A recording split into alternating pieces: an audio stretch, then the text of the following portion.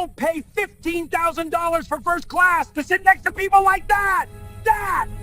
Bradford Kingsley's voice cut through the cabin of Flight 447 like a blade sharp enough to slice the comfortable evening atmosphere into jagged pieces. His words hung in the pressurized air, toxic and deliberate, aimed directly at the couple settling into seats 1B and 1C. In exactly 14 minutes, Bradford would discover that the man he just insulted owned Phoenix Airlines. His entire world would come crashing down at 35,000 feet, broadcast live to millions of viewers who would watch justice unfold in real time. But right now, Bradford felt invincible. He sat in seat 1A, his kingdom of leather and privilege, wearing a charcoal Tom Ford suit that cost more than most people's monthly rent. His silver hair was perfectly styled, his manicured fingers drummed against the armrest of his throne, and his pale blue eyes held the cold confidence of a man who had never been told no. Bradford Kingsley owned half of downtown Los Angeles. His real estate empire had displaced thousands of families, transforming working-class neighborhoods into luxury developments with names like Heritage Heights and Vista Grande. He didn't see it as destruction. He called it progress. And progress in Bradford's mind had a specific look, a specific color, a specific bank account balance. The man in seat 1B didn't fit Bradford's definition. David Coleman was 42 years old, African-American with kind eyes and gentle hands that had never known calluses from real work because his work was different. He wore a simple navy blazer over dark jeans, no flashy jewelry, no designer labels screaming for attention. He carried himself with quiet confidence, the kind that doesn't need to announce itself. His wife Isabella sat beside him in 1C, her dark hair pulled back elegantly, wearing a simple black dress that somehow managed to look more expensive than Bradford's entire outfit. She was Latina beautiful in the way that comes from genuine warmth rather than surgical enhancement. They both looked normal, happy, comfortable in their own skin. And that infuriated Bradford. Before we see how this story unfolds, tell me something. Where are you watching from tonight? Drop your city in the comments below. And if you've ever been told you don't belong somewhere, if someone has ever looked at you and decided your worth based on your appearance, this story is for you. Because what happens next will remind you that dignity isn't determined by the color of your skin or the size of your bank account. Now let's go back to that moment when everything changed. Flight 447 was Phoenix Airlines' flagship evening service from Los Angeles International Airport to Miami, scheduled to depart at 8:30 p.m. on a clear Thursday night. The Boeing 777 was fully booked, every seat from first class to the back row, occupied by travelers heading home, starting vacations, or pursuing business deals. Bradford had specifically chosen seat 1A for maximum privacy and minimum interaction. He paid the premium because he believed money should buy him distance from what he called complications. In Bradford's world, complications meant anyone who didn't look like him, sound like him, or share his particular brand of entitlement. The boarding process had gone smoothly until David and Isabella appeared. They walked down the jet bridge with easy grace, David carrying a simple leather messenger bag, Isabella with a small carry-on that she handled herself despite David's offered assistance.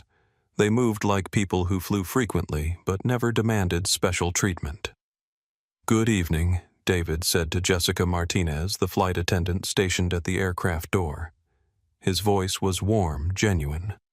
"Beautiful night for flying," Jessica smiled back. She was 29, a single mother who had worked her way up from ground crew to flight attendant through night school and determination. She had seen every kind of passenger in her 5 years with Phoenix Airlines, and she recognized genuine kindness when she encountered it. "Welcome aboard, Mr. Coleman," she said, checking her tablet. "You're in 1B and 1C tonight. Can I help you with anything?" "We're good, thank you. Just happy to be going home." Home, Bradford thought from his seat, watching this exchange with growing irritation. Home to what government housing Section 8 apartments? He made assumptions with the casual cruelty of someone who had never questioned his own privilege. David and Isabella made their way to row 1. The first-class cabin of the 777 was spacious with only 8 seats in a 2-2 configuration, but Bradford felt his space shrinking as they approached. He watched them over the edge of his Wall Street Journal, cataloging details that fed his prejudice. David's watch was nice but not ostentatious. Isabella's purse was quality leather but understated. They spoke quietly to each other in a mixture of English and Spanish, laughing softly about something private. They looked happy, content, like they belonged. And Bradford couldn't stand it. Ah, 1B and 1C, David said, checking his boarding pass. He smiled at Bradford, that open, friendly expression that should have been disarming. "Good evening, sir. Looks like we're neighbors for the next 5 hours. Bradford didn't smile back. He didn't nod. He didn't acknowledge David's existence beyond a cold stare that traveled from David's face to his clothes to his skin color and back again. The calculation in Bradford's brain was instant and vicious. These people didn't belong here. He deliberately put on his noise-canceling headphones and turned toward the window, making his dismissal as obvious and hurtful as possible. David paused for just a moment, his hand still extended in greeting. He didn't look angry. He looked amused, perhaps even sympathetic. He had seen men like Bradford before. He understood the fear that drove their hatred, the insecurity that demanded constant validation through the diminishing of others. "Interesting," David murmured to Isabella in Spanish. "Some people carry their prisons everywhere they go." Isabella squeezed his arm gently. She knew her husband's capacity for patience, his ability to find humanity even in the most unlikely places. It was one of the reasons she had fallen in love with him 15 years ago. But it was also why she worried about him. "Don't let him ruin our weekend," she whispered back in English. "He can't," David replied. "His anger doesn't belong to us." They settled into their seats with practiced efficiency. David helped Isabella store her carry-on in the overhead compartment, then arranged his own things. He pulled out a book, a biography of Roberto Clemente, and Isabella took out her tablet to read. They were the picture of considerate passengers, quiet and self-contained. But Bradford's heart rate was spiking. It wasn't fear exactly. It was indignation. The righteous anger of someone who believed the world owed him homogeneity. He hit the call button once, twice, 3 times in rapid succession. Jessica Martinez appeared within seconds, professional smile in place despite the obvious urgency of the summons. "Yes, Mr. Kingsley? Can I get you a pre-departure beverage?" Bradford pulled one side of his headphones back, his voice dropping to what he thought was a discreet whisper, but which carried clearly across the quiet cabin. "I think there's been a mistake with the seating arrangements." Jessica looked confused. "A mistake," Sir Bradford gestured vaguely toward David and Isabella without looking directly at them. "I specifically requested privacy when I booked this seat. I paid extra for the premium experience. I understand, sir, but all first-class passengers. Check their tickets again." Bradford interrupted, his voice sharp enough that passengers in row 2 looked up from their phones. "I find it hard to believe they actually paid for first class. Maybe they're in the wrong seats." The racism wasn't subtle.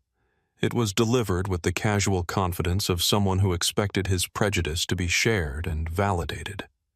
Jessica's professionalism wavered for just a moment. She had heard comments like this before, but they still stung, still made her stomach clench with a mixture of anger and helplessness.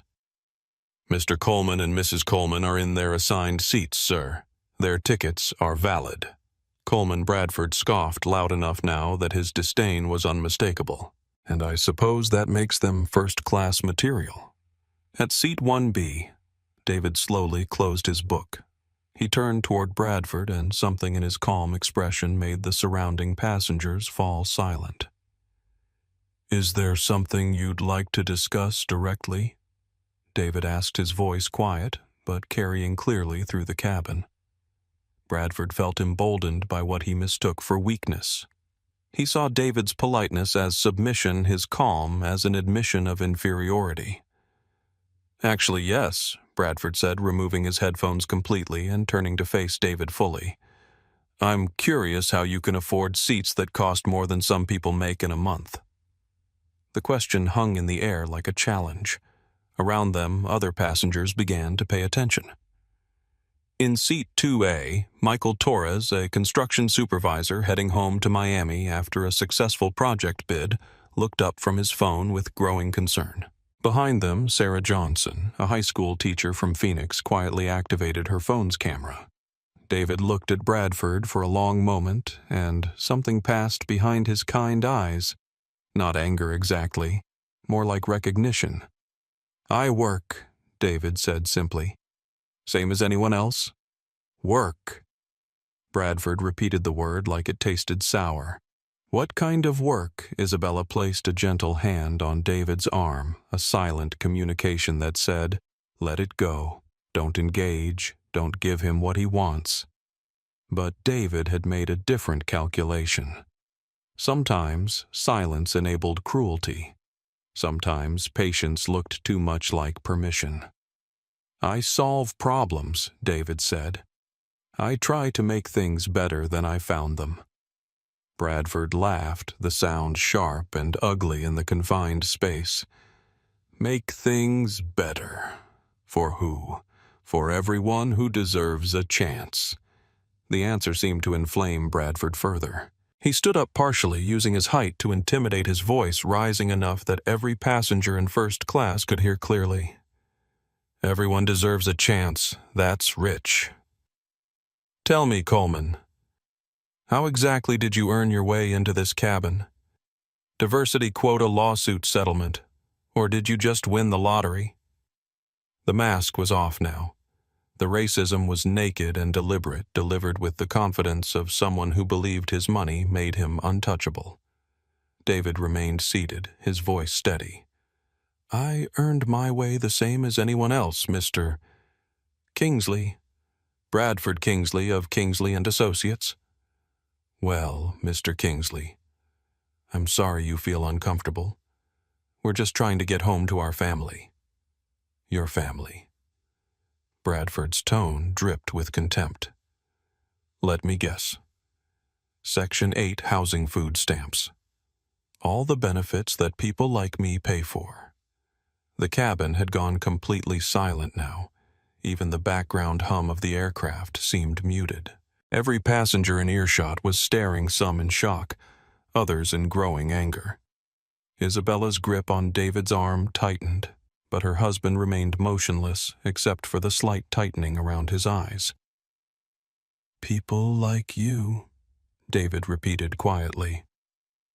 What kind of people are those? Mr. Kingsley Bradford's answer would echo through social media within hours, shared millions of times as an example of how hatred reveals itself when it feels safe.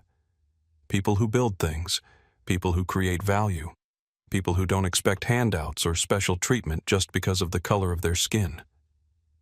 The words hit like physical blows. Around them, passengers shifted uncomfortably. Michael Torres half stood from his seat. Sarah Johnson's phone was recording everything. In the galley, Jessica Martinez stood frozen, her training warring with her conscience. David finally stood up slowly and gracefully. At 6'1", he was nearly the same height as Bradford, but his presence seemed to fill the cabin in a way that had nothing to do with physical size. "Mr. Kingsley," David said, his voice carrying a quiet authority that made Bradford take an involuntary step backward. "I think you're about to learn something about assumptions." Bradford Kingsley had built his fortune on assumptions. Assumptions about property values, about neighborhood demographics, about which families deserved to stay and which needed to go. His entire business model depended on his ability to look at a community and decide its worth based on superficial factors.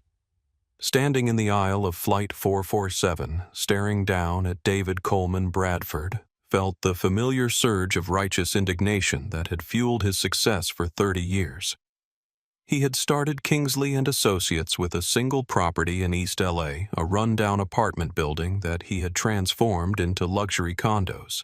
The transformation required removing the existing tenants' families who had lived there for generations but couldn't afford the new rent prices. Bradford called it urban renewal. The families he displaced called it something else. Assumptions. Bradford repeated, his voice dripping with condescension. The only assumption I'm making is that people should earn their place, should work for what they have instead of expecting it to be handed to them. He gestured around the first-class cabin with its leather seats and premium service. This cabin represents achievement, success, values that seem to be disappearing in today's participation trophy culture. Bradford's worldview was simple and cruel. The world was divided between producers and parasites, between people who mattered and people who merely existed to serve those who did. He had never questioned this philosophy because it had made him wealthy, and wealth in his mind was proof of virtue. What Bradford didn't know was that the man standing in front of him had built something far more valuable than real estate. David Coleman had built opportunity itself. David remained calm as Bradford's speech echoed through the cabin. He had heard variations of this lecture before, from boardrooms to country clubs to charity galas. The language of earned privilege, the mythology of meritocracy delivered by people who had inherited their starting positions and never questioned their advantages. "You're absolutely right about earning your place," David said quietly. "Tell me, Mr. Kingsley, what did your father do for a living?" The question seemed to catch Bradford off guard. His father, Harrison Kingsley, had owned a construction company that benefited from government contracts during the post-war boom. Bradford had inherited both the business and the connections that made it successful. "My father was a businessman," Bradford said stiffly. "A job creator." "And your first property purchase? How did you finance that?" Bradford's jaw tightened. His first building had been bought with a loan guaranteed by his father's connections and his grandfather's real estate holdings, but he had never thought of it as an advantage. In his mind, he had earned everything through his own vision and hard work. "I took risks," Bradford said. "I saw opportunities that others missed." "In East Los Angeles," David said. "It wasn't a question. The building on Cesar Chavez Avenue, the one where you evicted 47 families to build luxury condos." Bradford's face flushed. How could this man possibly know about his first development project? Those families were given fair notice. Legal notice. They could have stayed if they could afford market rates. Market rates that tripled overnight, Isabella said quietly from her seat. It was the first time she had spoken directly to Bradford, and her voice carried a different kind of authority. 47 families, including 12 with school-aged children, all displaced in a 6-month period. Bradford stared at her. "How could you possibly?" "Because I used to work for the community organization that tried to help those families," Isabella continued.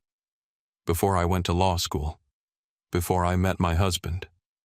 I remember watching children cry because they had to leave the only home they had ever known. The cabin had become an amphitheater with passengers leaning forward to catch every word. Sarah Johnson was still recording her phone, capturing the growing tension. Michael Torres had moved to the aisle ostensibly to stretch, but really to be closer to the confrontation. "Those families were living in substandard housing," Bradford protested. "I improved the neighborhood. I increased property values. I created jobs." "You created profits," David corrected gently, "by removing people who couldn't afford to stay in their own community." Bradford felt the conversation slipping away from him. This wasn't how these encounters usually went. Usually his wealth and status commanded deference even from people who disagreed with him. But David Coleman seemed immune to intimidation, and his wife clearly had her own knowledge base to draw from. "Look," Bradford said, trying to regain control. "I don't know what kind of game you're playing, but this conversation is over. I have work to do." He moved toward his seat, expecting the confrontation to end. What kind of work? David asked. Bradford paused, one hand on his seatback. Important work. A merger in Miami that will create a billion-dollar development project. Another gentrification project. Another opportunity to transform underutilized properties into productive assets. And the families currently living in those properties, Bradford turned back his patience, finally exhausted, will have the opportunity to better themselves somewhere more appropriate to their economic situation. The euphemisms couldn't hide the cruelty of the policy.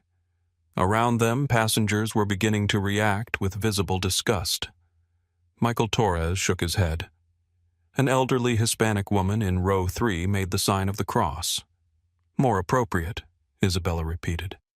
You mean further from opportunities, further from good schools, further from public transportation. I mean in neighborhoods that match their ability to contribute, Bradford snapped. David stepped closer, his voice still calm but carrying an edge now. Their ability to contribute. Based on what criteria, Mr. Kingsley? Based on economic reality. Based on what they can afford. Based on what you think they deserve. Based on what they've earned. The circular logic was making Bradford defensive. He felt attacked, surrounded by people who didn't understand the complexities of business, the necessity of difficult decisions. In his mind, he was being persecuted for his success. But David saw something else.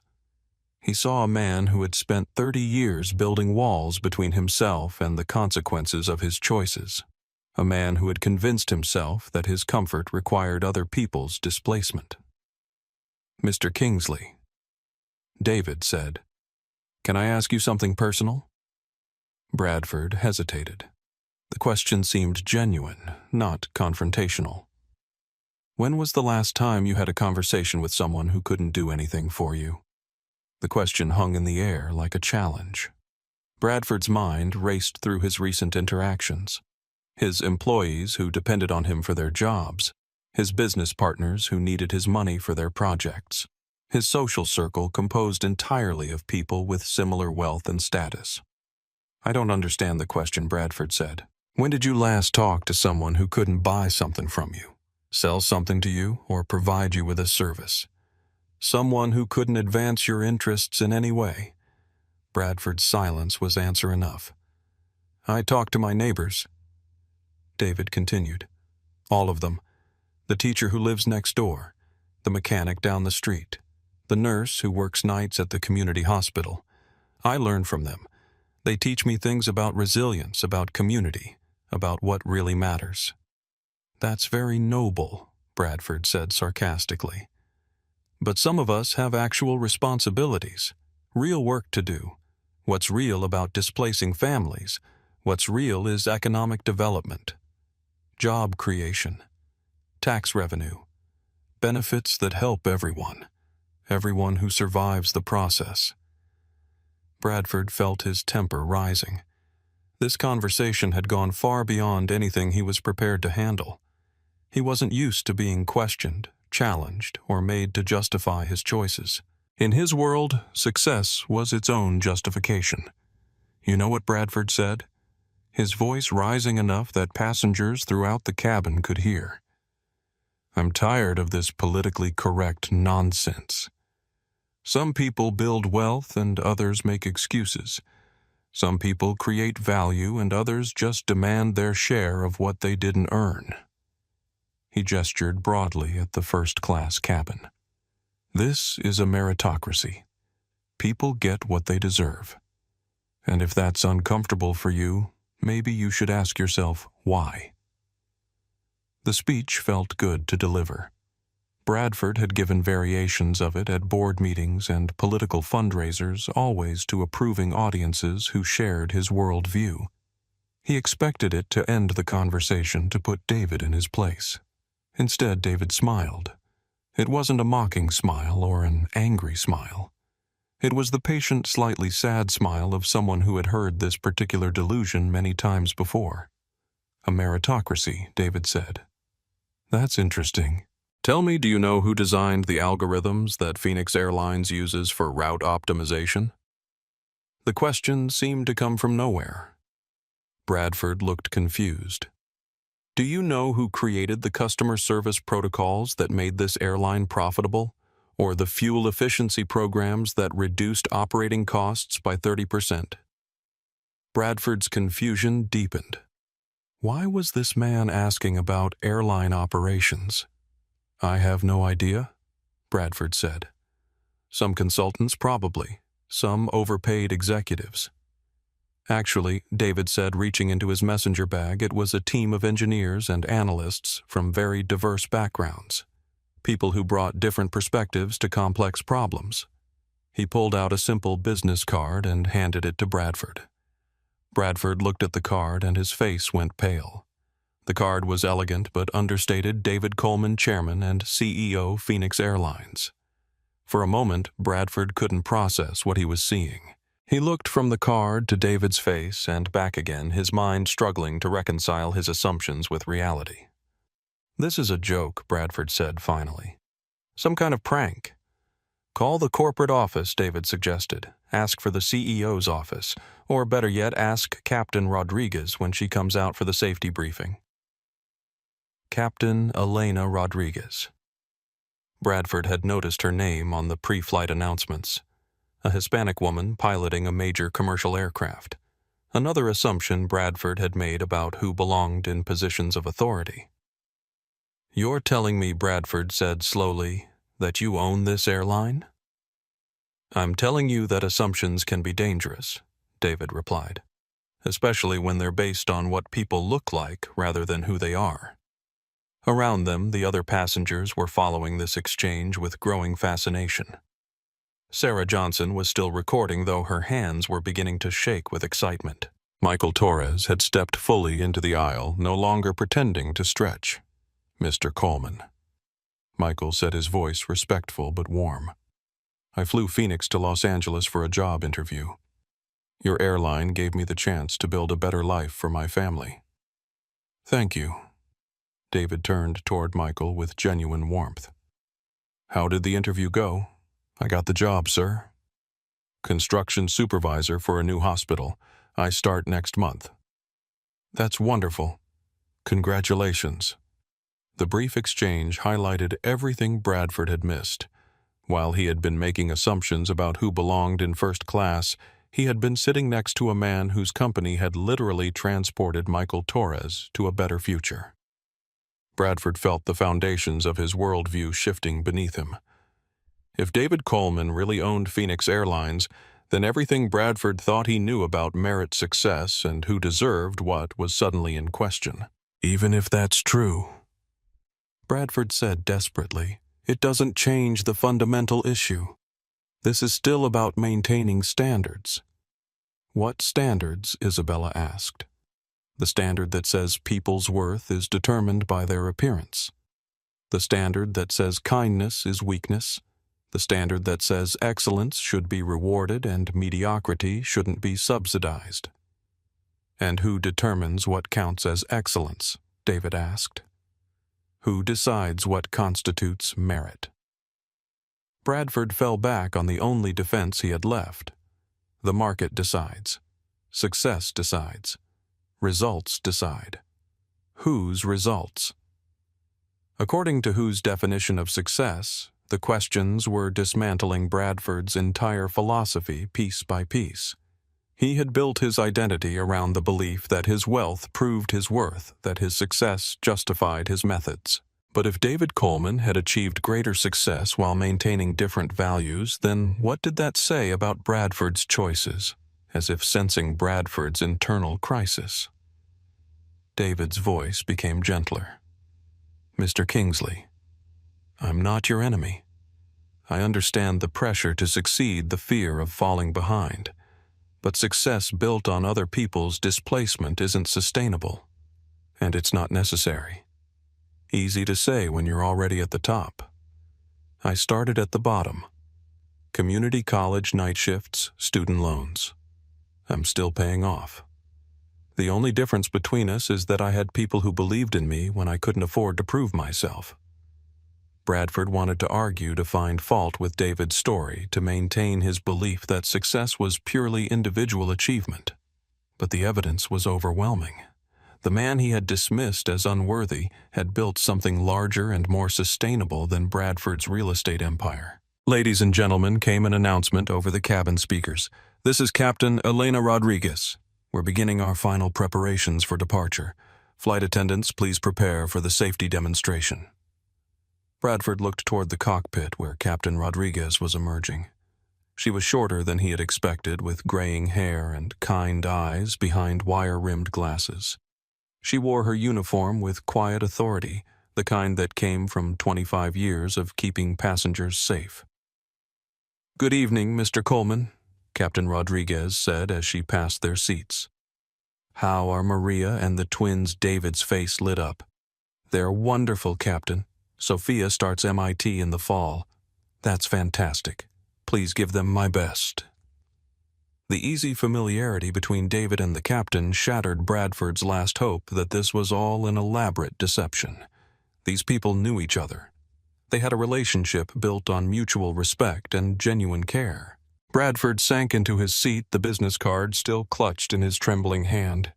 He felt like a man who had spent years building a house on a foundation of sand, only to discover that the first strong wind would blow it all away.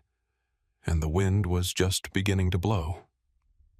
Bradford Kingsley stared at the business card in his hand as if it might transform into something else, something that made sense within his narrow understanding of the world.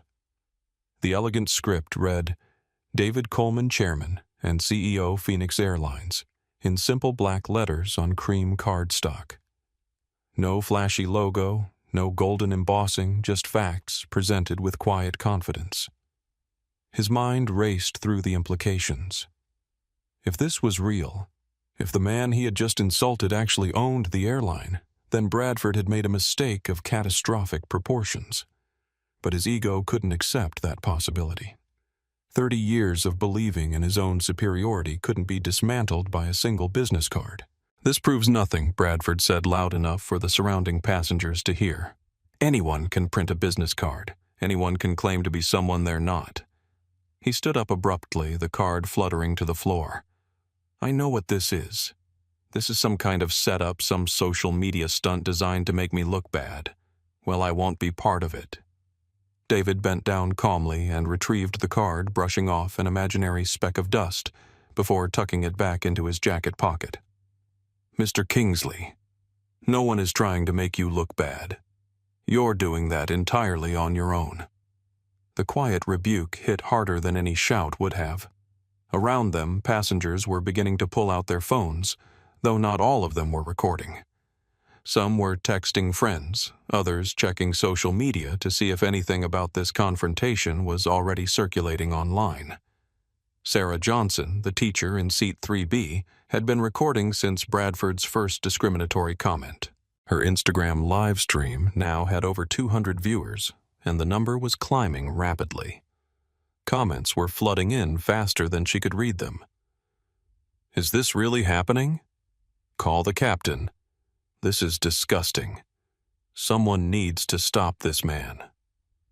Michael Torres moved fully into the aisle. Now his construction workers' instincts telling him that situations like this could escalate quickly. At 34, he had seen enough workplace conflicts to recognize when someone was about to cross a line that couldn't be uncrossed. Sir Michael said to Bradford, his voice respectful but firm, "Maybe we should all just focus on having a peaceful flight."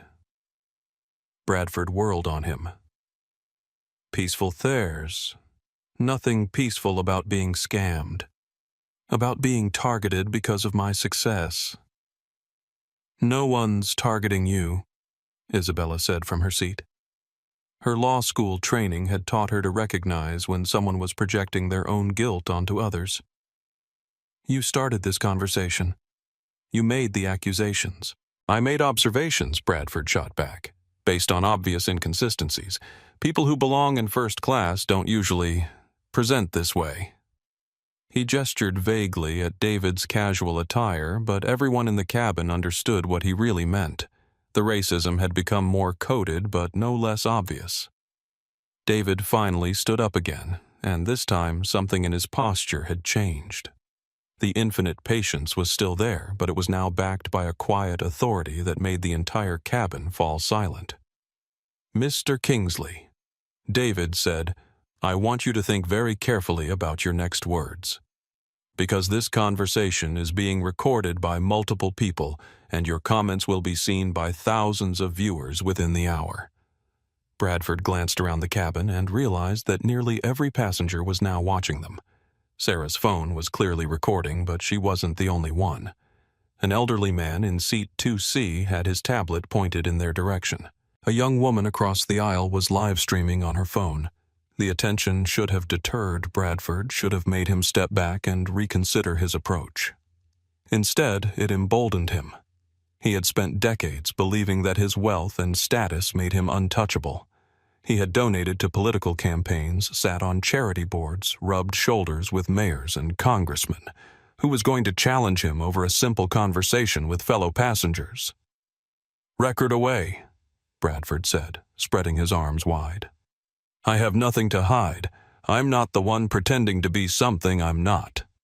He turned to address the other passengers directly. "Ladies and gentlemen, I apologize for the disruption, but I think we all deserve to know who we're flying with. This man claims to own Phoenix Airlines, but look at him. Does he look like a CEO to you?" The question hung in the air like a toxic cloud. Several passengers shifted uncomfortably. Sarah Johnson spoke up from behind her phone. "He looks like a person," she said clearly, "which is what CEOs are supposed to be." "Spare me the political correctness," Bradford snapped. "We all know what's happening here. This is about quotas and handouts and people getting things they didn't earn." Michael Torres stepped closer to Bradford, his voice rising for the first time. "Hey man, that's enough. You don't know these people and you don't know what they've earned. I know that CEOs of major airlines don't dress like they're going to a barbecue," Bradford retorted. "I know that billion-dollar companies aren't run by people who look like they just walked out of a welfare office." The racist language was becoming more explicit, now more deliberately hurtful. Bradford had abandoned all pretense of coded speech. In his mind, he was taking a stand for standards, for appropriateness, for the natural order of things. But something else was happening in the cabin. The other passengers weren't rallying to his side. Instead, they were closing ranks around David and Isabella. Robert Kim, the businessman in 2C, stood up and moved to stand beside Michael Torres. Sir Robert said to Bradford, his voice calm but firm, "Your behavior is unacceptable. These people have done nothing to you. They've made false claims about owning this airline," Bradford said. "That's fraud." "And if they're telling the truth," asked an elderly Hispanic woman from row 3, "then what you're doing is worse than fraud. It's hate." Bradford felt surrounded, outnumbered by people who didn't understand the complexities of business and social hierarchy. In his desperation, he made the fatal error of doubling down. "Fine," he said, his voice rising to near shouting level. "Let's settle this right now. Let's call the corporate office. Let's get someone with actual authority to verify who these people really are." He pulled out his phone and began dialing. "I have the Phoenix Airlines customer service number right here. Well, see how long this charade lasts when I get real executives on the line." David and Isabella exchanged glances. Isabella's expression was pained not for herself, but for Bradford. She had seen this kind of self-destruction before in her legal career, had watched people dig themselves into holes they could never climb out of. "Mr. Kingsley," David said quietly, "I really think you should reconsider." "Don't tell me what to think," Bradford interrupted. The phone was ringing in his ear. "I've had enough of your lies and your wife's victim mentality. You people always play the race card when you're caught in a deception." The words "you people" hit the cabin like a slap. Several passengers gasped audibly. Sarah Johnson's livestream chat exploded with outrage. Michael Torres clenched his fists but maintained his composure. "Phoenix Airlines customer service. This is Amanda speaking. How can I help you today?" Bradford put the call on speaker so everyone could hear. "Amanda, this is Bradford Kingsley. I'm currently on Flight 447 and I need to verify the identity of someone claiming to be your CEO.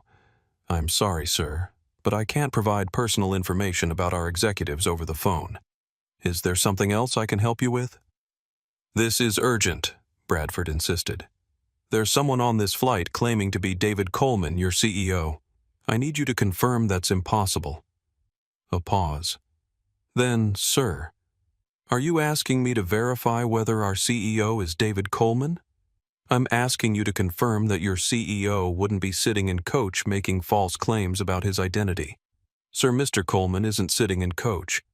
According to our records, he's in seat 1B in first class. Is there a problem with his service?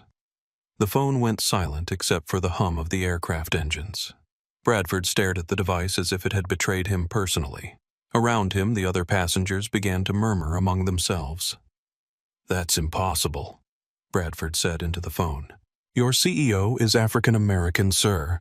I'm not comfortable discussing our CEO's personal characteristics. Is there anything else I can help you with? Bradford ended the call abruptly, his face flushing red. But instead of accepting the evidence, he constructed an even more elaborate conspiracy theory. Obviously, they're all in on it, he announced to the cabin. The customer service people, probably some of the passengers. This is a setup designed to make me look racist. Isabella stood up for the first time during the confrontation. At 5'6", she wasn't tall, but her presence commanded attention. Her voice carried the authority of someone who had argued cases in federal court. Mr. Kingsley, you don't need anyone else to make you look racist. You're accomplishing that completely on your own. I'm not racist, Bradford protested. I'm realistic. I believe in standards and qualifications and people earning their way instead of being handed things because of their skin color. And what qualifications do you have to determine who belongs where Isabella asked? I have money, I have success, I have results. You have privilege, she corrected. And you've confused it with merit. Bradford felt the walls closing in around him. Every response he made seemed to dig him deeper into a hole he couldn't escape. The passengers were all against him now, all recording him, all ready to turn him into some kind of internet villain. In his desperation, he made one final catastrophic mistake. You know what? Bradford shouted, his composure finally cracking completely. I'm tired of pretending that diversity hires and affirmative action appointments represent real achievement. I'm tired of political correctness forcing me to pretend that everyone is equally qualified for everything. He pointed directly at David. This man is not the CEO of anything. He's a token, a symbol, a checkbox that some board of directors ticked off to avoid bad publicity. And I refuse to participate in this charade any longer. The cabin erupted. Multiple passengers began speaking at once, their voices overlapping in a chorus of disgust and disbelief. Sarah Johnson's live stream chat was moving too fast to follow thousands of comments expressing outrage at Bradford's words. But through it all, David Coleman remained calm. He looked at Bradford with what could only be described as pity. Mr. Kingsley. David said, his voice cutting through the chaos with quiet authority. You're about to learn something about the difference between actual merit and inherited privilege. And I'm afraid it's going to be a very expensive lesson. From the front of the cabin, Jessica Martinez finally found her voice. She had been paralyzed by company policy and personal conscience, but Bradford's latest outburst had pushed her past her breaking point. Sir, she said to Bradford, her voice shaking with controlled anger, I need you to return to your seat immediately. Your behavior is disturbing other passengers. My behavior? Bradford laughed bitterly. I'm the only one trying to maintain any standards in this situation. I'm the only one willing to call out obvious fraud when I see it. The only fraud here, said Captain Elena Rodriguez, voice from the cabin door, is the idea that wealth gives you the right to treat people as less than human. Every head in the cabin turned toward the cockpit. Captain Rodriguez stood in the doorway, still in her uniform but no longer smiling. Her expression was stern professional and absolutely uncompromising. Captain Rodriguez, David said, rising from his seat. I'm sorry about the disruption. Don't apologize, David, Elena said, using his first name with easy familiarity. You have nothing to apologize for. She stepped into the cabin and faced Bradford directly. Sir, I'm going to need you to take your seat and remain quiet for the duration of this flight. Your comments are unacceptable, and your behavior is creating a safety issue. Bradford stared at her in disbelief. Safety issue? I'm expressing legitimate concerns about passenger verification and airline security. You're expressing racist views that have no place on my aircraft, Elena said calmly. And if you continue, I'll have you removed from the flight. You can't remove me. I paid for this seat. I have rights. Elena pulled a small card from her uniform pocket and began reading from it. According to Phoenix Airlines policy, any passenger who engages in discriminatory behavior creates a hostile environment for other passengers or refuses to comply with crew instructions can be denied service at the captain's discretion. She looked up at Bradford. Sir, you've done all three. Bradford felt the ground shifting beneath his feet once again. He looked around the cabin, desperately searching for allies, for anyone who might support his position. But every face he saw reflected some combination of disgust, disappointment, or pity.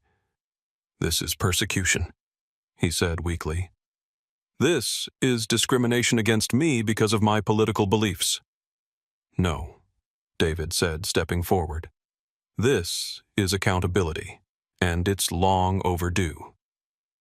The cabin of Flight 447 had transformed into something resembling a courtroom with Captain Elena Rodriguez serving as Judge Bradford Kingsley as the increasingly desperate defendant and 37 passengers as witnesses to a man's public unraveling. Sarah Johnson's Instagram live stream had grown to over 3,000 viewers in the span of 15 minutes. Her followers were sharing the stream across platforms, and hashtags like Flight 447 and Phoenix Airlines racism were beginning to trend on Twitter. The comment section moved too fast for her to follow. Someone call the news. This man is destroying himself. Is that really the CEO? Captain Rodriguez is a hero? Bradford Kingsley is about to become unemployable. But Sarah wasn't the only one documenting the confrontation. Michael Torres had switched to Facebook Live, narrating quietly in both English and Spanish for his bilingual audience. Robert Kim was recording on TikTok his corporate experience, telling him that this kind of public relations disaster would have consequences far beyond the flight itself. In seat 4A, Dr. Maria Santos, a pediatrician traveling to a medical conference, was texting updates to her husband, a civil rights attorney. She had started recording audio on her phone the moment Bradford made his first discriminatory comment, knowing that her husband's law firm specialized in cases involving discrimination in public accommodations. The elderly Hispanic woman in row 3. Carmen Rodriguez, no relation to the captain, was live streaming to her church's Facebook page, where hundreds of congregants were praying for wisdom and justice. Her granddaughter, a journalism student at UCLA, was simultaneously uploading clips to her Twitter account, where they were being retweeted by local news outlets. Even passengers not actively recording were documenting the incident.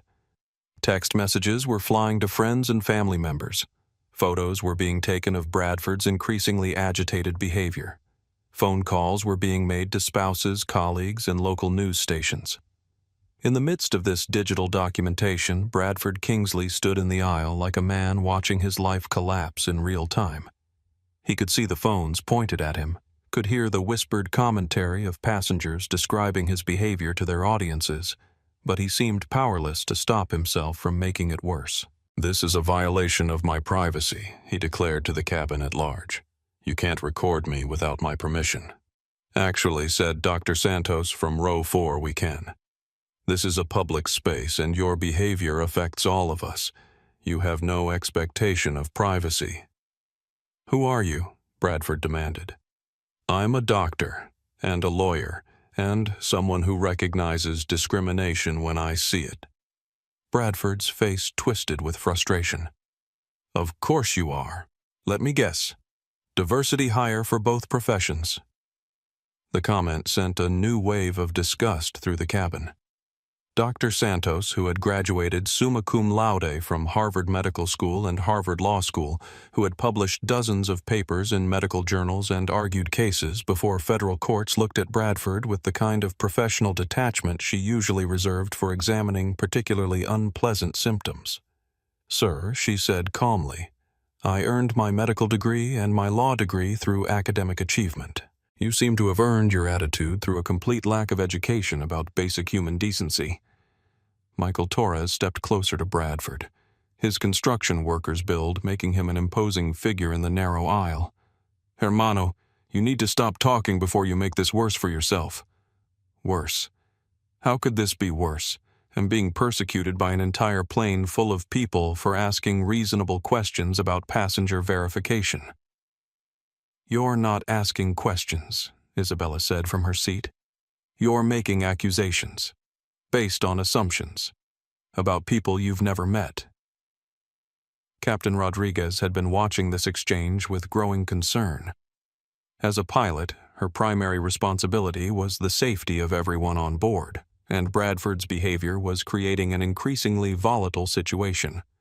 But as a woman of color who had faced her own share of discrimination throughout her career, she also understood the deeper issues at play. "Mr.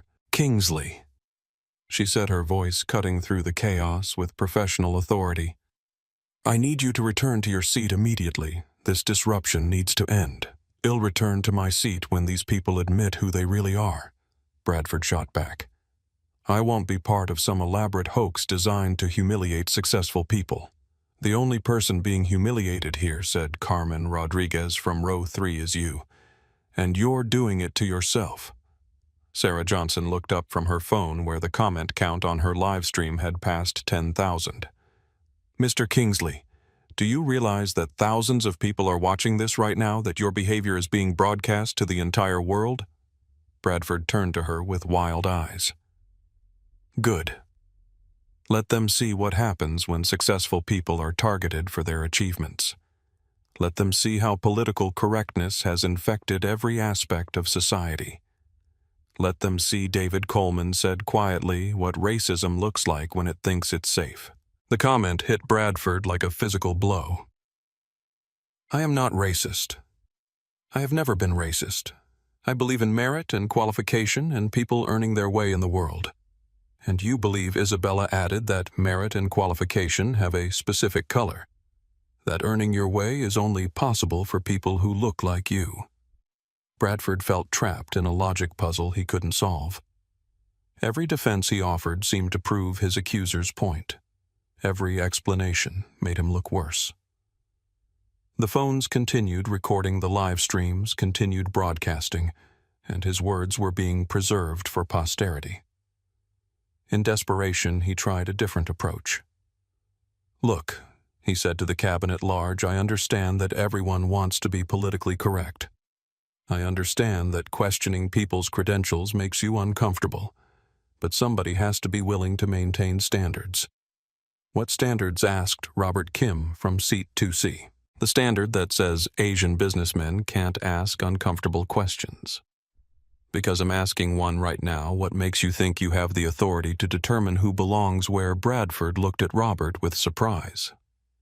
As an Asian businessman in an expensive suit, Robert fit Bradford's narrow definition of an acceptable first-class passenger. His questioning felt like a betrayal of racial solidarity. "You're different," Bradford said weakly. Different how Bradford couldn't answer without revealing the racist taxonomy in his mind, the complex hierarchy of who was acceptable and who wasn't. His silence was more damning than any words could have been. Dr. Santos stood up from her seat, her medical training giving her insights into Bradford's psychological state. "Mr. Kingsley, I think you're having a panic response to having your worldview challenged. Your body language suggests extreme stress, probably due to cognitive dissonance." "Don't psychoanalyze me," Bradford snapped. "I'm not psychoanalyzing you. I'm observing the physiological responses of someone whose fundamental beliefs about the world are being contradicted by evidence." She gestured toward David and Isabella. You've built your identity around the idea that success looks a certain way, sounds a certain way, comes from certain backgrounds. When you encounter successful people who don't fit that profile, your mind tries to resolve the contradiction by denying their success rather than questioning your assumptions. The clinical accuracy of her assessment made Bradford feel even more exposed. He looked around the cabin again, seeing the phones, the live streams, the disgusted faces of people who had witnessed his meltdown. "I want off this plane," he said suddenly. "I want to change flights. I refuse to be part of this circus any longer." Captain Rodriguez shook her head. "Sir, we're preparing for takeoff. The boarding door is closed and we're beginning pushback from the gate. If you wanted to leave, you should have made that decision 20 minutes ago. Then I demand to be moved to a different seat. Away from these people." "The flight is completely full," Jessica Martinez interjected. "Every seat is occupied. Then upgrade someone from coach to take my seat. I'll sit in the back." David looked at Bradford with something approaching sympathy. "Mr. Kingsley running away won't solve your problem. Your problem is internal. My problem," Bradford said, his voice cracking with strain, "is being trapped on a plane with people who are determined to destroy my reputation because I asked legitimate questions. Your reputation is being destroyed by your own words," Isabella said gently. "And those questions weren't legitimate. They were racist." Bradford's phone began buzzing with notifications. Text messages, missed calls, emails. His assistant, his business partners, his wife. Word was already spreading through his professional and social networks. Someone had identified him in the live streams and was sharing his information across social media. He looked at his phone and saw a text from his business partner, Bradford. What the hell is happening on that plane? The video is everywhere. "Call me immediately." Another message from his assistant. "Mr. Kingsley reporters are calling the office. They want to know if the man in the Phoenix Airlines video is really you. What should I tell them?" A third message from his wife. "I'm watching the live stream. Come home. We need to talk." Bradford realized that his life was changing in real time, broadcast live to an audience that was growing by the minute. Every word he had spoken, every assumption he had made, every prejudice he had revealed was being recorded and shared and discussed by thousands of strangers. "This is a nightmare," he whispered more to himself than to anyone else. "No," said Carmen Rodriguez from row 3, her grandmother's wisdom carried in a voice that had lived through decades of discrimination. "This is justice. And it's been a long time coming." Captain Rodriguez made a decision. She activated the cabin intercom, her voice reaching every passenger on the aircraft. "Ladies and gentlemen, this is Captain Rodriguez. I want to address what's been happening in our first-class cabin. Phoenix Airlines has a zero-tolerance policy regarding discrimination, harassment, or disrespectful behavior toward passengers or crew members." She paused, looking directly at Bradford. "This policy applies to all passengers, regardless of how much they paid for their ticket or what they believe their status entitles them to. We are all human beings, and we will all be treated with dignity on this aircraft." The announcement was met with spontaneous applause throughout the cabin.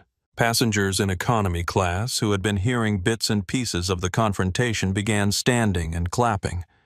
The sound echoed through the aircraft like thunder. Bradford stood in the aisle surrounded by applause that wasn't for him, trapped in a situation entirely of his own making. He had wanted to maintain standards, to preserve hierarchies, to keep people in their proper places. Instead, he had revealed himself to be exactly the kind of person those standards were designed to protect. "Mr. Kingsley," Captain Rodriguez said, her voice cutting through the applause. "I need you to make a choice. You can return to your seat and remain quiet for the duration of this flight, or you can be removed from the aircraft by security. Those are your only options."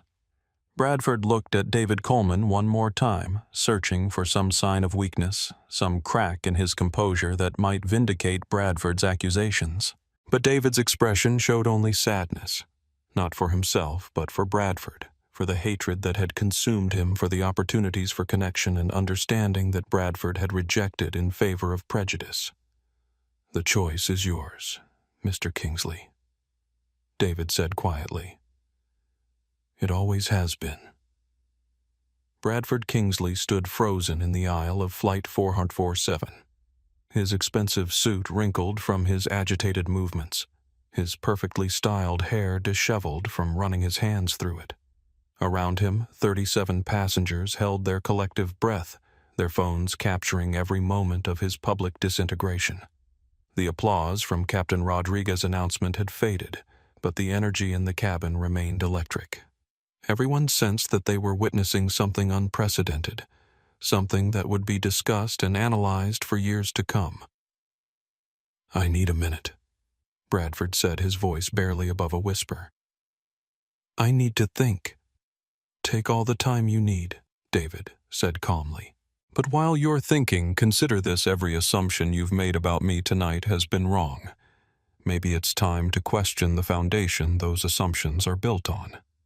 Bradford's mind raced through the events of the past 30 minutes. The business card that claimed David was the CEO of Phoenix Airlines, the customer service representative who had confirmed David's identity, Captain Rodriguez's obvious familiarity with David, the respectful way the flight attendants had treated him. But Bradford's ego couldn't accept the simplest explanation. Admitting that David really was the CEO would mean admitting that Bradford's entire worldview was built on false premises. It would mean acknowledging that he had spent 30 years making judgments about people based on their appearance rather than their achievements.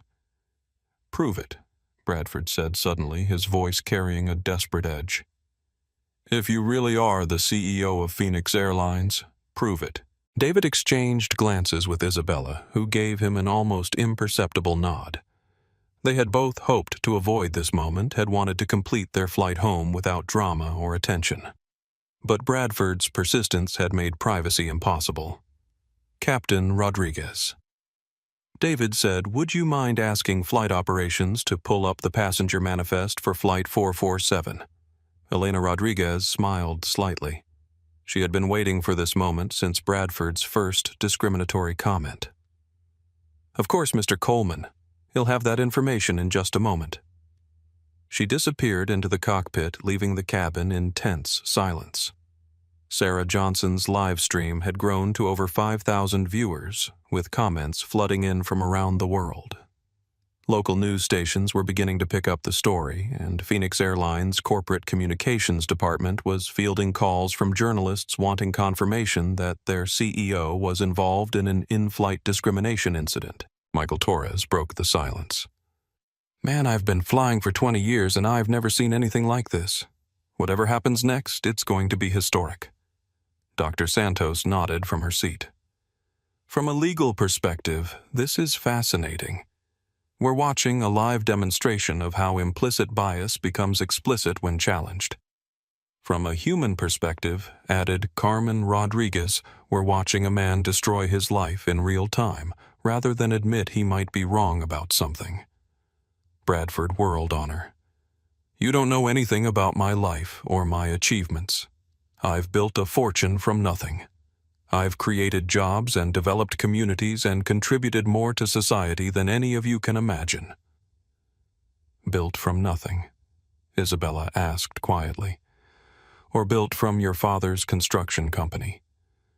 Built from your grandfather's real estate holdings? Built from government contracts and family connections?"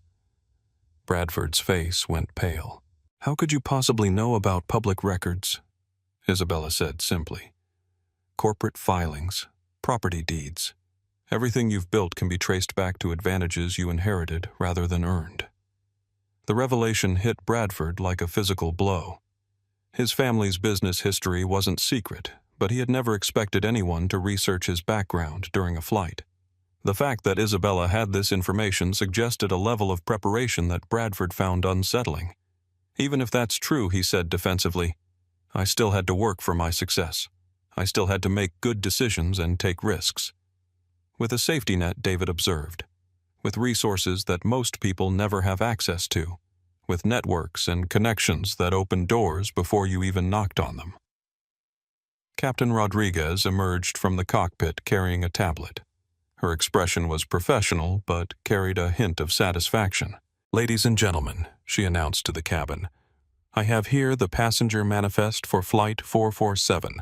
Mr. Coleman, would you mind confirming your identification for our other passengers?" David reached into his jacket and pulled out his wallet. From it, he extracted his driver's license, his Phoenix Airlines employee ID, and what appeared to be a letter on corporate letterhead. "This is my California driver's license," he said, holding it up for the cabin to see. David Michael Coleman address in Palo Alto. "This is my Phoenix Airlines identification card issued to David Coleman, Chairman and Chief Executive Officer." He handed the letter to Captain Rodriguez. "And this is a letter of authorization from Phoenix Airlines Board of Directors confirming my authority to make operational decisions regarding passenger safety and crew directives." Elena Rodriguez examined the documents, though she had known David's identity since before takeoff. "Everything appears to be in order," she announced with formal authority. "Mr. David Coleman is indeed the chairman and CEO of Phoenix Airlines." The cabin erupted in gasps and murmurs. Even passengers who had suspected David's identity were shocked to have it confirmed so dramatically. The live streams exploded with comments as viewers shared the revelation across social media platforms. Bradford stood paralyzed, staring at the documents as if they might disappear if he looked hard enough. His mind still resisted the evidence, searching for alternative explanations.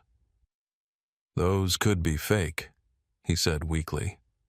"Sophisticated forgeries, special effects for social media." "Mr. Kingsley," Captain Rodriguez said with infinite patience, "I've worked for Phoenix Airlines for 8 years. I've known Mr. Coleman personally for 3 years. He attended my daughter's high school graduation. He spoke at my husband's retirement ceremony when he left the Air Force." She gestured toward the documents in her hand. "These are real. His identity is real. And your accusations have been based entirely on assumptions about what a CEO should look like." Dr. Santos stood up again, her medical training compelling her to intervene, before Bradford suffered a complete psychological breakdown. "Mr. Kingsley, you're experiencing what psychologists call cognitive dissonance. Your brain is trying to resolve the conflict between your beliefs and evidence that contradicts those beliefs." "Stop analyzing me," Bradford snapped, but his voice lacked its earlier venom. He sounded defeated, confused, like a man waking up from a dream to find himself in an unfamiliar place. "I'm trying to help you understand what's happening," Dr. Santos continued gently.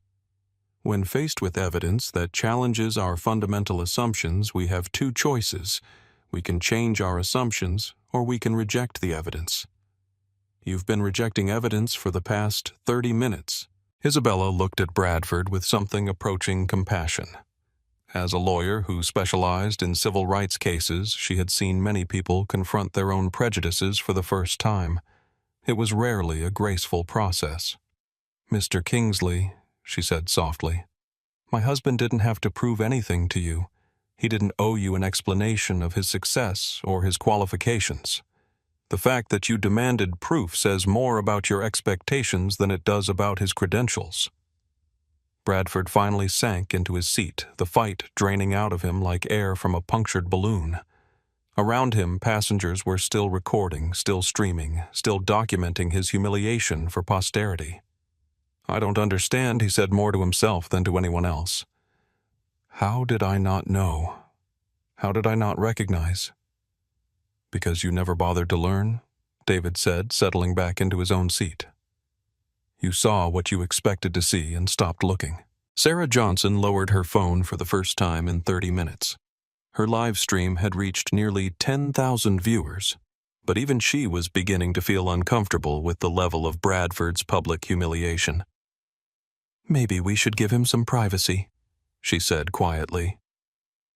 "Privacy?" Bradford laughed bitterly. Privacy is over. My life is over. Do you know how many people have seen this? Do you know what this is going to do to my business, my relationships, my reputation? He looked around the cabin at the faces staring back at him. Some showed anger, others disappointment, a few showed pity, but none showed support or understanding. 30 years, Bradford continued talking to himself as much as to the other passengers. 30 years of building a company, a reputation, a legacy. And it's all gone because I asked a few questions about passenger verification. It's gone because you revealed who you really are, Michael Torres said bluntly. The questions weren't about verification. They were about race, and everyone heard them. Bradford's phone continued buzzing with notifications. Text messages from colleagues, missed calls from reporters, emails from business partners demanding explanations.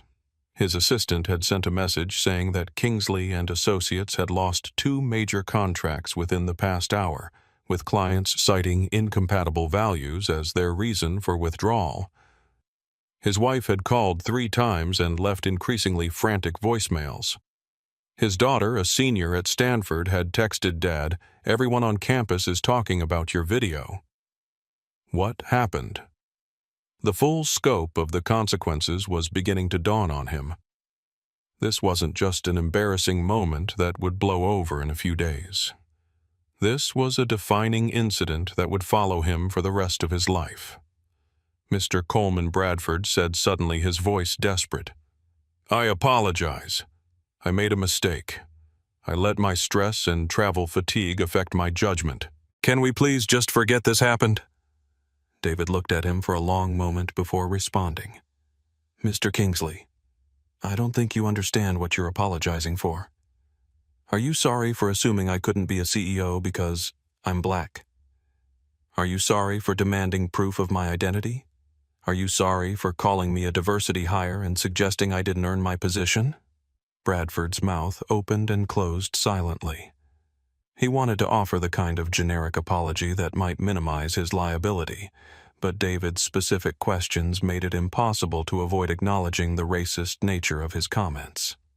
"I'm sorry for judging you unfairly," Bradford said finally, based on what Bradford couldn't bring himself to say the words.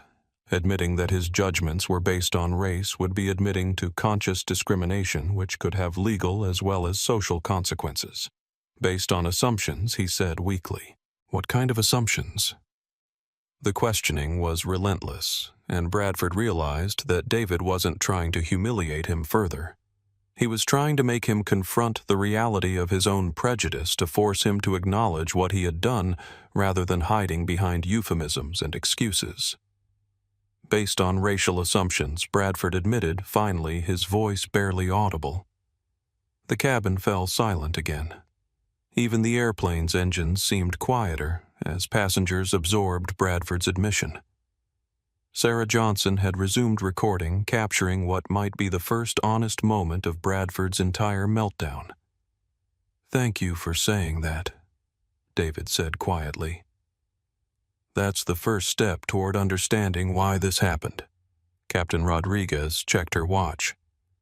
"Ladies and gentlemen, we need to begin our departure procedures. Mr. Kingsley, I need your final decision. Will you remain in your seat and allow us to proceed with takeoff, or do you need to be removed from the aircraft?" Bradford looked around the cabin one more time, seeing the faces of people who had witnessed his worst moment. He thought about the videos that were already circulating on social media, the news stories that would be written, the professional consequences that awaited him on the ground. But he also thought about something else, the possibility that he might learn something from this experience, that he might emerge from this humiliation as a different person than he had been when he boarded the plane. "I'll stay," he said quietly, "and I'll stay quiet." David nodded approvingly. "That's the wisest decision you've made all evening." The cabin of Flight 447 settled into an uneasy quiet as Captain Rodriguez returned to the cockpit to begin departure procedures. The dramatic confrontation had ended, but its aftermath hung in the air like smoke from an extinguished fire.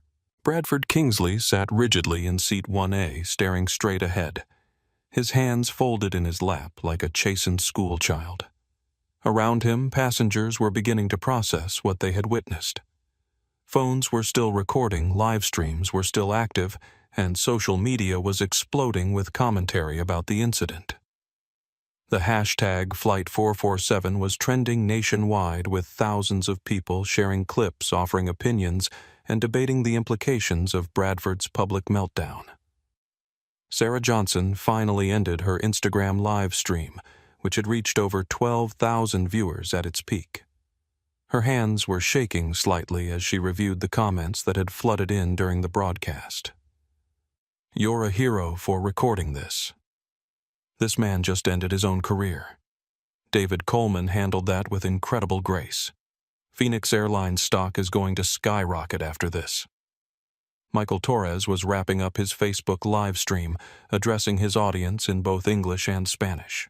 "Hermanos, what we saw tonight is what happens when privilege meets accountability. Sometimes it takes a mirror to show people who they really are." Dr. Santos was typing furiously on her phone, sending updates to her husband's law firm. The incident represented a textbook case of discrimination in public accommodations, and she knew that civil rights organizations would be interested in analyzing the legal implications. But it wasn't just passengers who were documenting the aftermath. Word had reached Phoenix Airlines corporate headquarters, where the crisis management team was working through the night to respond to the unprecedented situation of their CEO being subjected to racial discrimination on his own airline. Marketing Director Jennifer Walsh was fielding calls from reporters while simultaneously coordinating with the social media team to craft an appropriate response. "This is either going to be a disaster or the best thing that's ever happened to our brand," she told her assistant. "There's no middle ground." Meanwhile, Bradford's world was collapsing in real time. His phone showed dozens of missed calls from business partners, employees, and reporters. His email inbox was flooded with messages ranging from support to condemnation to requests for interviews. His assistant had sent an urgent message. "Mr. Kingsley, the entire internet is talking about you. We need a statement immediately." His wife had left a voicemail that captured the personal cost of his public breakdown. "Bradford, I've been married to you for 22 years, and I've never been ashamed of you until tonight. The children are asking me to explain what they're seeing on social media. What am I supposed to tell them?" Isabella Coleman watched Bradford with a mixture of professional interest and human sympathy. As a civil rights attorney, she had seen many people confront their own prejudices for the first time. The process was rarely dignified, but it was sometimes transformative.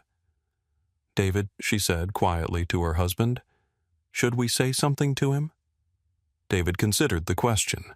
His natural inclination was toward compassion, but he also understood that Bradford needed to sit with the consequences of his actions.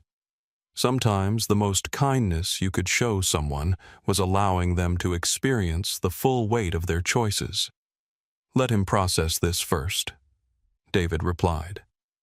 "Anything we say right now might feel like pity, and that won't help him understand what happened." Captain Rodriguez's voice came over the intercom. "Flight attendants, please prepare for departure.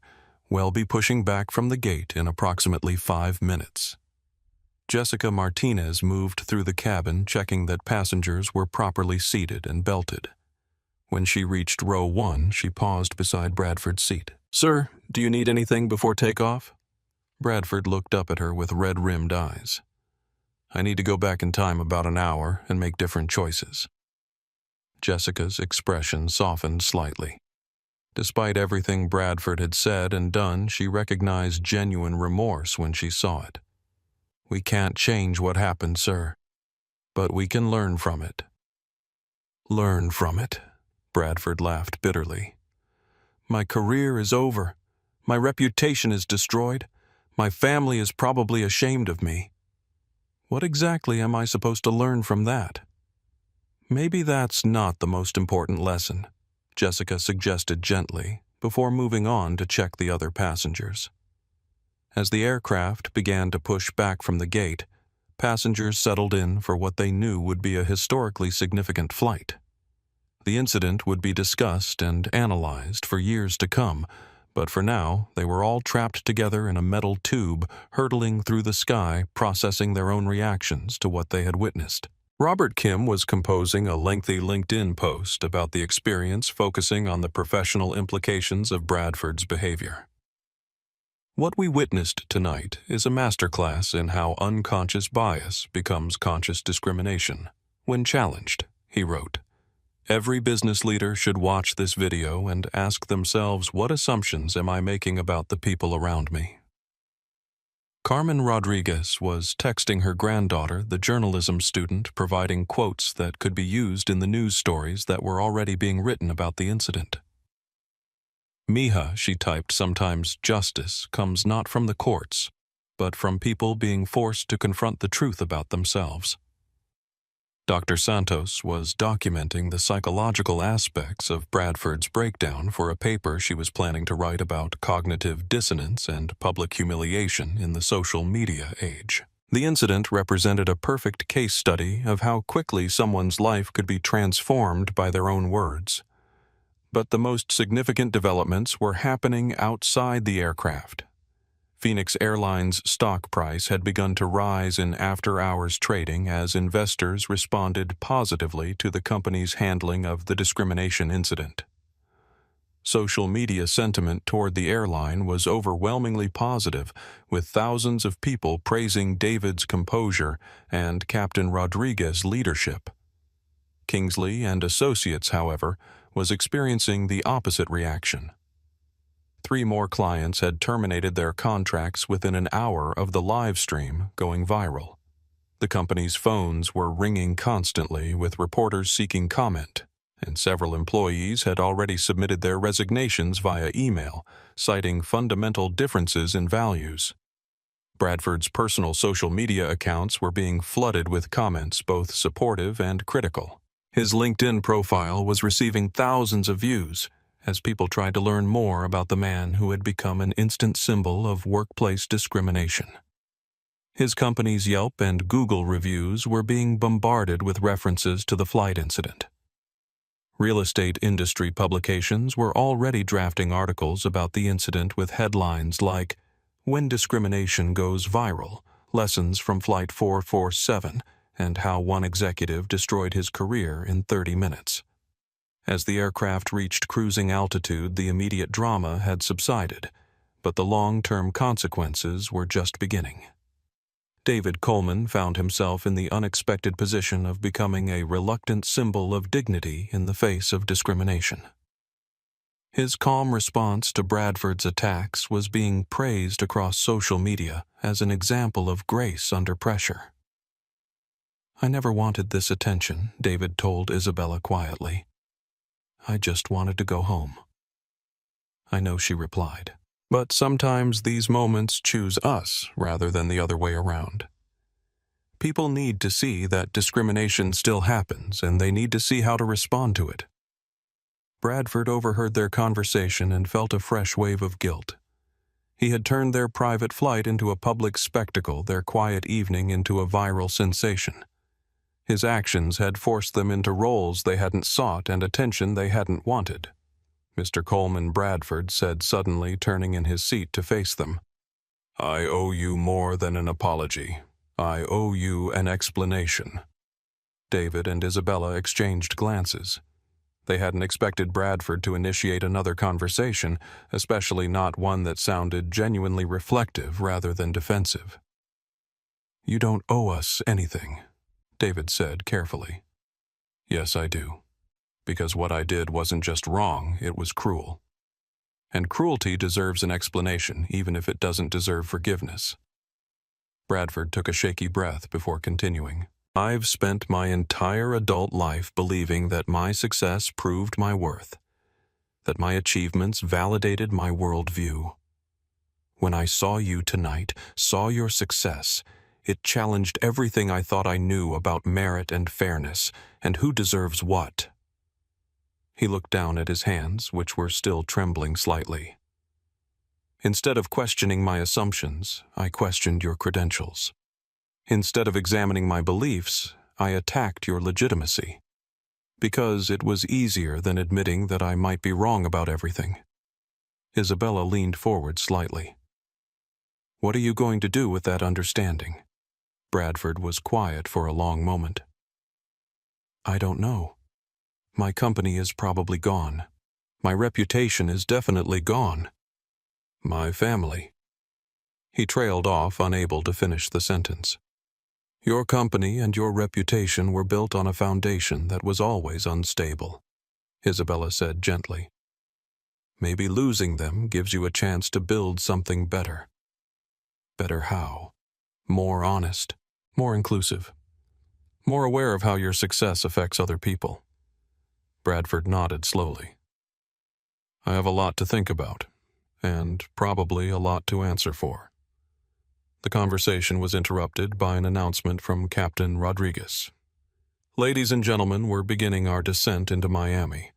Please return your seats to the upright position and prepare for landing. As the aircraft descended through the Florida night sky, passengers began to contemplate returning to a world that had changed while they were in the air. The incident on Flight 447 had become national news, trending on every social media platform and generating thousands of articles, blog posts, and opinion pieces. For Bradford Kingsley, landing in Miami would mean facing the full consequences of his actions. Legal challenges, professional ruin, and personal reckonings awaited him on the ground. For David Coleman, it would mean reluctantly accepting a role as a symbol of dignity and grace, using his unexpected platform to advocate for the kind of respect and inclusion he had demonstrated at 35,000 feet. And for the 37 other passengers who had witnessed the confrontation, it would mean carrying the memory of a moment when justice felt immediate and personal, when accountability arrived not from institutions, but from ordinary people refusing to accept discrimination as normal. The aircraft touched down at Miami International Airport at 11:47 p.m., ending a flight that had begun as routine transportation and ended as a cultural phenomenon. But for everyone on board, the real journey was just beginning. 6 months after Flight 447 landed in Miami, the incident had become more than just viral content. It had become a case study taught in business schools, a training video used by airlines worldwide, and a catalyst for conversations about discrimination in corporate America that were long overdue. David Coleman stood at the podium of the Phoenix Airlines training facility, looking out at an audience of flight attendants, gate agents, and customer service representatives from across the industry. What had started as internal sensitivity training had evolved into the Dignity in the Skies program, now implemented by 12 major airlines and countless smaller carriers. 6 months ago, David began, I was just trying to get home to my family after a business trip. I never expected to become the subject of viral videos or the face of an industry-wide initiative. But sometimes the moments that define us are the ones we never see coming. The audience, a diverse group of aviation professionals, listened intently. Many had watched the original live streams from Flight 447. Others had seen the countless news reports and documentary segments that followed. All of them understood that they were participating in something historic. The man who confronted me that night, Bradford Kingsley, made assumptions based on my appearance. He decided that I didn't look like a CEO, didn't dress like a CEO, didn't deserve the respect accorded to a CEO. And in making those assumptions, he revealed a truth that many of us prefer not to acknowledge. Discrimination isn't just about conscious hatred. It's about unconscious expectations. In the back of the room, Jessica Martinez, now the Director of Customer Experience Training, nodded approvingly. Her career had been transformed by her decision to support David that night, and she had become one of the industry's leading voices on inclusive customer service. The impact of Flight 447 had rippled far beyond the aviation industry. Bradford Kingsley's public breakdown had cost him his company, his social standing, and most of his wealth. Kingsley and Associates had filed for bankruptcy within 3 months of the incident, hemorrhaging clients and employees, who no longer wanted to be associated with Bradford's brand of discrimination. But Bradford's story hadn't ended there. In a small community center in East Los Angeles, the same neighborhood where he had built his first luxury development, Bradford was leading a support group for people dealing with the consequences of their own prejudices. The irony wasn't lost on him that he was now working in the very community he had helped to gentrify. "My name is Bradford," he said to the circle of faces around him and him here, "because I destroyed my life rather than admit I was wrong about other people." The support group was part of his court-mandated community service resulting from a civil rights lawsuit filed by several families he had displaced over the years. But it had become something more meaningful than legal obligation. It had become his path toward understanding the human cost of his business practices. "I used to believe that success was zero-sum." Bradford continued, his voice carrying none of its former arrogance. "That my wealth required other people's poverty. That my comfort demanded other people's displacement. I was wrong about that, just like I was wrong about David Coleman." The group included a mix of people, former executives who had lost jobs due to discriminatory behavior, police officers attending diversity training, teachers learning to confront their own biases. Bradford's presence was initially met with skepticism, but his genuine remorse and commitment to change had slowly earned respect. Isabella Coleman had been following Bradford's journey with professional interest and personal curiosity. As a civil rights attorney, she had seen many perpetrators of discrimination court-ordered into sensitivity training, but few who seemed genuinely transformed by the experience. "He's doing the work," she told David over dinner one evening. "Real work, not just public relations. He's confronting the communities he harmed and trying to make amends." David nodded thoughtfully. He had been following Bradford's progress through mutual contacts in the legal and social service communities. Part of him wanted to reach out to offer support or guidance, but he also understood that Bradford's journey needed to be his own. Sometimes, David said, the best thing you can do for someone is let them find their own way to redemption. The broader impact of Flight 447 had been extraordinary. Phoenix Airlines had experienced record growth with customer satisfaction scores reaching all-time highs. Other airlines had implemented similar diversity and inclusion programs, and the Federal Aviation Administration had begun requiring bias training for all commercial aviation personnel. More importantly, the incident had sparked conversations about discrimination that extended far beyond the airline industry. The video had been viewed over 50 million times across various platforms, generating thousands of think pieces, academic papers, and policy proposals. Dr. Santos had published her research on the psychological dynamics of public humiliation and behavioral change, using Bradford's transformation as a primary case study. Her work suggested that public accountability, while painful, could be more effective than traditional sensitivity training in creating lasting behavioral change. Michael Torres had parlayed his viral moment into a career as a motivational speaker, sharing his perspective on witnessing discrimination and the importance of speaking up. His construction background gave him credibility with working-class audiences who might otherwise dismiss discussions of bias and privilege. Sarah Johnson had become an advocate for responsible social media use, teaching courses on the ethics of recording and sharing controversial content. Her decision to live-stream the incident had made her a reluctant expert on the power and responsibility of citizen journalism. Captain Elena Rodriguez had been promoted to Chief of Flight Operations, where she oversaw the implementation of the Dignity in the Skies program across Phoenix Airlines' entire fleet. Her calm professionalism during the crisis had made her a role model for aviation professionals worldwide. But perhaps the most significant long-term impact had been on conversations about race and privilege in America. The incident had provided a clear, unambiguous example of how discrimination operated in everyday settings, making it harder for people to dismiss such behavior as rare or exaggerated. University professors assigned the Flight 447 videos in courses on sociology, psychology, and business ethics. Corporate diversity trainers used the incident as a teaching tool. Parents showed the videos to their children as examples of both how not to behave and how to respond with dignity when confronted with hatred. 1 year after the incident, David received an unexpected letter. It was handwritten on simple stationery with no letterhead or corporate branding. The return address showed it had been sent from the community center where Bradford was working. "Dear Mr. Coleman," the letter began. "I know I have no right to contact you, and I understand if you choose not to respond to this letter, but I wanted you to know what I've learned from the worst mistake of my life. A year ago, I thought success meant being better than other people. I thought wealth was proof of worth, and I thought discrimination was just honest assessment. You showed me that real success means lifting others up rather than pushing them down. I've spent this year trying to undo some of the harm I caused through my business practices. I've been working with the families I displaced, helping them find affordable housing and supporting their children's education. It doesn't erase what I did, but it's a start.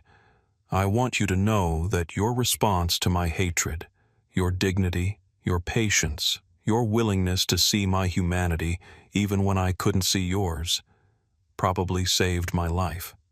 Not literally, but spiritually. You could have destroyed me completely, and you chose compassion instead. I don't expect forgiveness, and I don't deserve friendship. But I wanted you to know that the man who insulted you on Flight 447 no longer exists. In his place is someone who is still learning, still growing, and still working to become worthy of the kindness you showed him. Thank you for seeing the person I could become, rather than just the person I was. Respectfully yours, Bradford Kingsley." David read the letter twice before sharing it with Isabella. They sat in comfortable silence for several minutes, processing the unexpected communication from a man who had once represented everything they opposed. "What do you think?" Isabella asked finally. "I think," David said slowly, "that sometimes the most important victories are the ones where everyone wins." 3 months later, at a conference on corporate responsibility in Los Angeles, David was delivering the keynote address to an audience of business leaders from across the country. His speech focused on the power of dignity in business relationships and the importance of inclusive leadership. True leadership, he concluded, isn't about commanding respect. It's about showing respect. It's not about proving your worth by diminishing others. It's about creating value that lifts everyone up. As he left the stage to sustained applause, David noticed a familiar figure in the back of the auditorium. Bradford Kingsley was sitting in the last row, applauding quietly, his face showing a mixture of gratitude and continued remorse. Their eyes met across the crowded room, and David nodded slightly. Bradford nodded back, a gesture of acknowledgement between two men whose lives had been forever changed by a moment of truth at 35,000 feet. Justice isn't about revenge. It's about recognition. David Coleman didn't need to prove he belonged in first class. He proved that everyone does, and sometimes it takes one moment of courage to change how we see each other forever. If this story moved you, share it. Not for the views, but for the vision. Because the next time someone is told they don't belong, maybe they'll remember this flight. Maybe we all will. The sky belongs to everyone. It's time we started acting like it. Have you ever witnessed discrimination like this? Have you seen someone stand up with quiet dignity in the face of hatred? Share your experiences in the comments below, because these conversations matter. If this story inspired you to think differently about dignity and respect, hit that like button to help others find it. Subscribe to our channel for more stories that remind us of our shared humanity. And share this video with someone who needs to remember that courage doesn't always shout. Sometimes it speaks softly and changes everything. Because when we choose compassion over prejudice, when we choose understanding over assumption, we don't just change individual lives. We change the world one conversation at a time. Until next time, remember that every person you meet carries a story worth respecting. Thank you for watching. And thank you for caring enough to make a difference.